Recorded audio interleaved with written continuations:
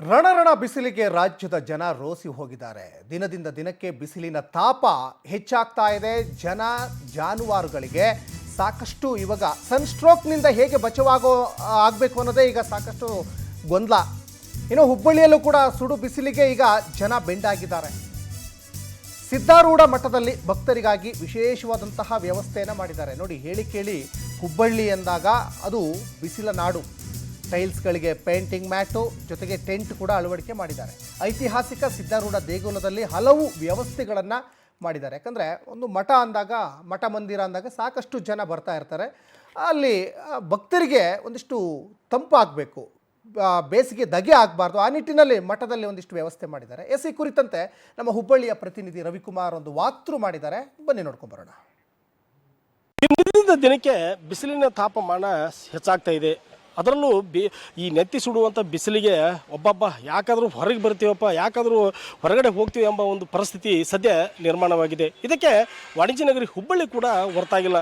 ಇಂತಹ ಪರಿಸ್ಥಿತಿಯಲ್ಲಿ ಐತಿಹಾಸಿಕವಾಗಿರುವಂತಹ ಸಿದ್ಧಾರೂಢ ಮಠಕ್ಕೆ ಸಾಕಷ್ಟು ಪ್ರಮಾಣದಲ್ಲಿ ಪ್ರತಿನಿತ್ಯ ಭಕ್ತರು ಬರ್ತಾ ಇದ್ದಾರೆ. ಈ ಒಂದು ಭಕ್ತರಿಗೆ ಬರುವಂತಹ ಒಂದು ಭಕ್ತರಿಗೆ ಇಲ್ಲಿನ ಆಡಳಿತ ಮಂಡಳಿ ಸಾಕಷ್ಟು ಪ್ರಮಾಣದಲ್ಲಿ ಎಲ್ಲ ರೀತಿಯಂಥ ವ್ಯವಸ್ಥೆಯನ್ನು ಮಾಡಿದೆ.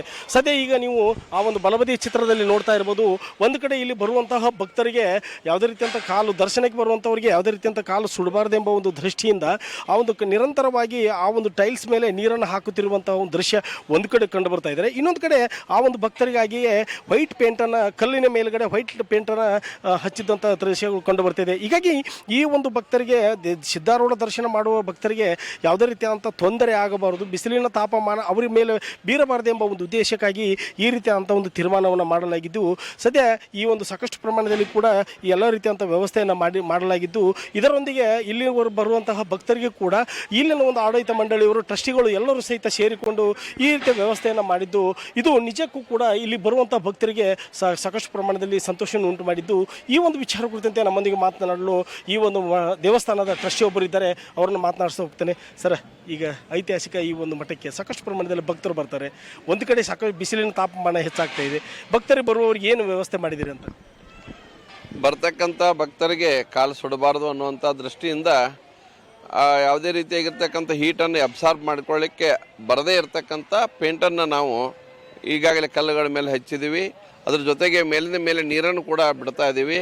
ಅದ್ರ ಜೊತೆಗೆ ಊಟದ ಸರದಿಯಲ್ಲಿ ನಿಂತ್ಕೊಳ್ತಕ್ಕಂಥವ್ರಿಗೆ ಅಲ್ಲಿ ಸೀಟ ಹಾಕಿಬಿಟ್ಟಿದ್ದೀವಿ. ಯಾವುದೇ ರೀತಿ ಅವ್ರಿಗೆ ಬಿಸಿಲು ಬಡಿಬಾರ್ದು, ಕಾಲು ಸುಡಬಾರ್ದು, ಈ ರೀತಿಯಾಗಿರ್ತಕ್ಕಂಥ ವ್ಯವಸ್ಥೆಯನ್ನು ಅಲ್ಲಲ್ಲೇ ಪೆಂಡಾಲ್ಗಳನ್ನು ಕೂಡ ಹಾಕಿದ್ದೀವಿ. ಮತ್ತು ಮೇಲೆ ಮ್ಯಾಟನ್ನು ಕೂಡ ಹಾಕಿದ್ವಿ. ಮೇಲೆ ಡಾರ್ಮೆಟ್ರಿಗಳನ್ನು ಕೂಡ ನಿರ್ಮಾಣ ಮಾಡಿದ್ದೀವಿ. ಯಾರೋ ಹೋಗಿ ಕುಳಿತುಕೊಳ್ಳಿಕ್ಕೆ ಅಲ್ಲಿ ಬಿಸಿಲಿರದೇ ಇರತಕ್ಕಂಥ ಸ್ಥಳವನ್ನು ನಿರ್ಮಾಣ ಮಾಡಿದ್ದೀವಿ. ಈ ರೀತಿಯಾಗಿ ಬರ್ತಕ್ಕಂಥ ಭಕ್ತರಿಗೆ ಯಾವುದೇ ರೀತಿ ಅನಾನುಕೂಲ ಆಗಬಾರದು ಅನ್ನುವಂಥ ದೃಷ್ಟಿಯಿಂದ ಎಲ್ಲ ವ್ಯವಸ್ಥೆಯನ್ನು ಶ್ರೀಮಠದ ಟ್ರಸ್ಟ್ ಕಮಿಟಿಯ ಪರವಾಗಿ ಮಾಡ್ತಾ ಇದ್ದೀವಿ. ನಿಜಕ್ಕೂ ಕೂಡ ಇಲ್ಲಿನ ಒಂದು ಟ್ರಸ್ಟಿಗಳು ಸಹಿತ ಉತ್ಸಾಹದಿಂದ ಹೇಳಿರುವಂತೆ ಸಾಕಷ್ಟು ಪ್ರಮಾಣದಲ್ಲಿ ಬರುವಂಥ, ಪ್ರತಿನಿತ್ಯ ಬರುವಂಥ ಭಕ್ತರಿಗೂ ಕೂಡ ಎಲ್ಲ ರೀತಿಯಂಥ ವ್ಯವಸ್ಥೆ, ಕೇವಲ ಅವರಿಗೆ ಭಕ್ತರಿಗೆ ದರ್ಶನಕ್ಕೆ ಬಂದಂಥ ಸಂದರ್ಭದಲ್ಲಿ ಅವರ ಕಾಲಿಗೆ ಯಾವುದೇ ರೀತಿಯಂಥ ಬಿಸಿ ತಾಗಬಾರದು ಎಂಬ ಒಂದು ಪೇಂಟನ್ನು ಮತ್ತು ಮ್ಯಾಟ್ಗಳನ್ನು ಮತ್ತು ಬೇರೆ ಬೇರೆ ರೀತಿಯಂಥ ವ್ಯವಸ್ಥೆಗಳನ್ನು ಮಾಡಿದ್ದು ನಿಜಕ್ಕೂ ಕೂಡ ಇಲ್ಲಿನ ವ್ಯವಸ್ಥೆಗೆ ಮತ್ತು ಇಲ್ಲಿನ ಒಂದು ಆಡಳಿತ ವ್ಯವಸ್ಥೆಗೆ ಹಿಡಿದ ಕೈಗನ್ನಡಿಯಾಗಿದೆ. ಇದಿಷ್ಟು ಇಲ್ಲಿನ ಸಿದ್ಧಾರೂಢ ಮಠದ ಈ ಒಂದು ಬಿರು ಬೇಸಿಗೆ ತಂಪಿಗೆ ಒಂದು ವ್ಯವಸ್ಥೆಯಾದಂಥ ಕುರಿತಾದಂಥ complete news. Camera journalist Venkatesh ಜೊತೆ ರವಿಕುಮಾರ್, ಪವರ್ ಟಿವಿ, ಹುಬ್ಳಿ.